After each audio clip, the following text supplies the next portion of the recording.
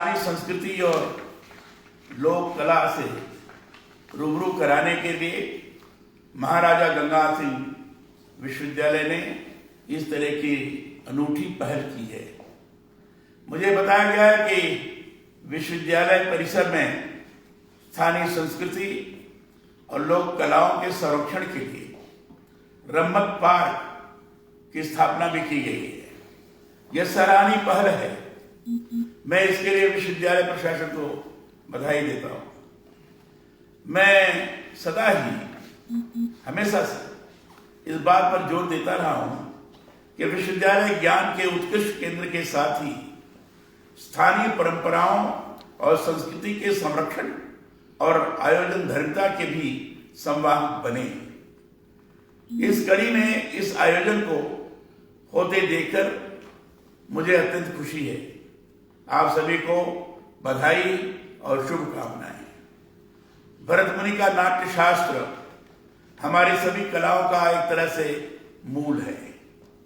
इसमें संगीत है, नृत्य है, नाट्य तो है ही, साथ ही और भी दूसरी कलाओं का समन्वय है। पर जो सबसे बड़ी और महत्वपूर्ण बात है वह यह है कि भरत मुनि का नाट्य शास्त्र लोक से जुड़ा है। नाट्यशास्त्र की रचना की कथा भी बहुत रोचक है और देवताओं की प्रार्थना पर ब्रह्मा ने मनुष्य के मनोरंजन के लिए नाट्य की रचना की।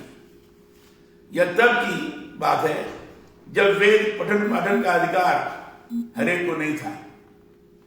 बीकानेर तो वेद पाठियों का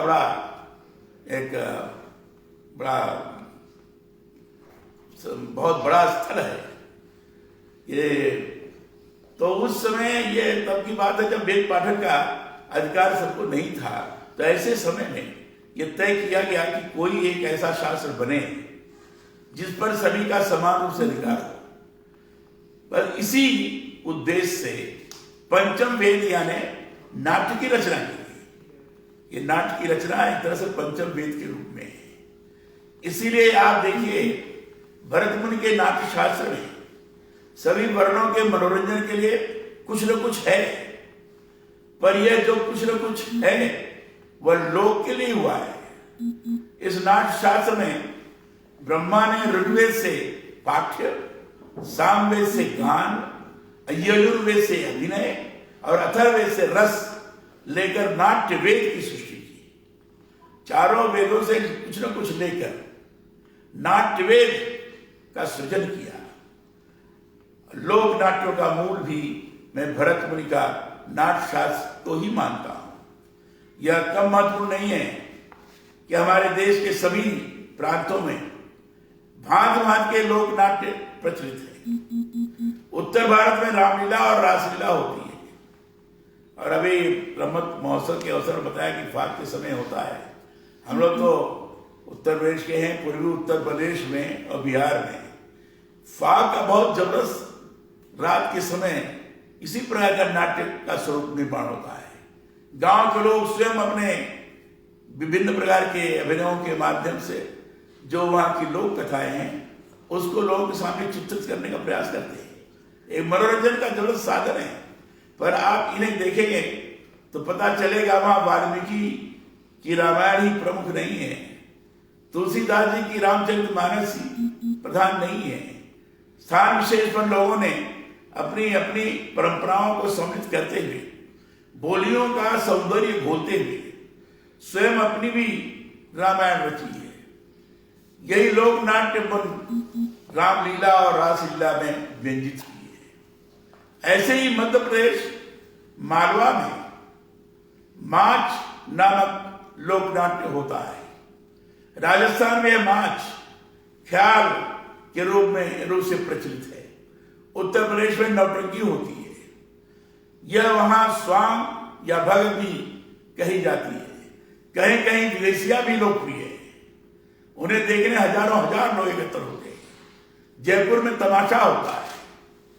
इसी तरह शायद बीकानेर में रम्मत की परंपरा सदियों से चली आ रही है। मैंने कहीं पढ़ा है कि होलाष्टक के साथ कि बीकानेर में रम्मत की शुरुआत हो जाती। बीकानेर के चौक मोहल्लों में पाटों पर रात रात पर रमतें होती हैं। फक्कड़ दाता ये हेराऊ मेरी नौटंकी आज की रमत होती है तो वीर रस की अमर सिंह राठौर जैसा भी परिचय कराया, अमर सिंह राठौर की रमत होती है। हास्य रस, वीर रस, लावणी आज की रमतें अभी भी हो रही है। यह बहुत ही बड़ी बात है कि स्त्री की भूमिका पुरुष पात्र निभाते हैं। मुझे बताया गया कि जो परिचय कराया गया उसमें एक स्त्री पात्र थी, बता रहे थे कि वो पुरुष स्त्री पात्र के रूप में विद्यमान है। ये बड़ी चीज है। स्त्री की भूमिका पुरुष निभाते हैं, पुरुष पात्र निभाते हैं और इनमें नगाड़े का वादन होता है। लोक नाट्य में लोक वाद्यों का प्रयोग, लोक से जुड़ी परंपराओं का निभाव और स्थानीय भाषा में संवादों का निर्वहन अपने आप में बेहद महत्वपूर्ण है। मैंने ये भी पढ़ा है कि रमतें जो बीकानेर में होती हैं वह रूढ़ नहीं है। उनमें समय के साथ परंपरा को बरकरार रखते हुए बदलाव भी सम्मिलित किया गया है। जैसे इनमें समसामयिक विषयों को भी कलाकार स्क्रिप्ट में समाविष्ट कर लेते हैं। ये बहुत जरूरी है। परिचय कराते समय बात कही गई थी कि समसामयिक विषयों पर भी व्यंग के माध्यम से कटाक्ष भी किया जाता है। अगर कोई चीजें ठीक होती हैं तो उसको प्रशस्ति भी की जाती है। तो रमत के माध्यम से सारी चीजों को लोगों के सामने प्रस्तुत करने का प्रयास ढंग से होता है ताकि लोग स्वयं ग्रहण कर सकें और उसे आनंद भी लें और उसे सीख भी लें, दोनों चीज कर सकते हैं। मेरा यह मानना है कि परंपरा रूढ़ी और जड़ हो जाती है जब उसमें युगानुकूल परिवर्तन नहीं किया जाए। बीकानेर की रमत देखने रात रात भर लोग जागते हैं। हजारों हजार लोग आज भी एकत्र हो लोक नाट्य की उत्सव धर्मिता में रमते हैं। तो इसका कारण यही है कि बीकानेर निवासियों ने अपनी सांस्कृतिक पहचान को लुप्त नहीं होने दिया है। उन्होंने अपनी परंपराओं को जीवंत बनाए रखा है। विरासत को अभी भी वे सहेजे हुए हैं। हमारे आदरणीय कल्ला जी ने बताया कि 1500 विक्रम के समय ये बीकानेर का निर्माण हुआ और तब से लगातार बीकानेर ने अपनी विशिष्टता बनाकर रखी है। सांस्कृतिक स्वरूप की विशिष्टता और बीकानेर की अपनी पहचान किस प्रकार की है इसको उन्होंने संरक्षित कर रखा है। सच में यह सब मेरे लिए बहुत आह्लादकारी है। मैं सदियों पुरानी रमत की परंपरा को अभी भी बरकरार रखते हुए अभी भी इसके प्रति उसी उत्साह के साथ मनाने के आपके उत्साह को नमन करता हूं, वंदन करता हूं। रमत की परंपरा ऐसी कायम रहे, इसी से हमारे लोकोत्सव सदा जीवंत रहेंगे।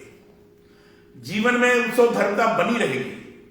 तीज त्योहारों की हमारी संस्कृति इसीलिए तो हजारों वर्षों से आज भी जीवंत है कि इनमें उमंग और उल्लास का सहज भाव निहित है।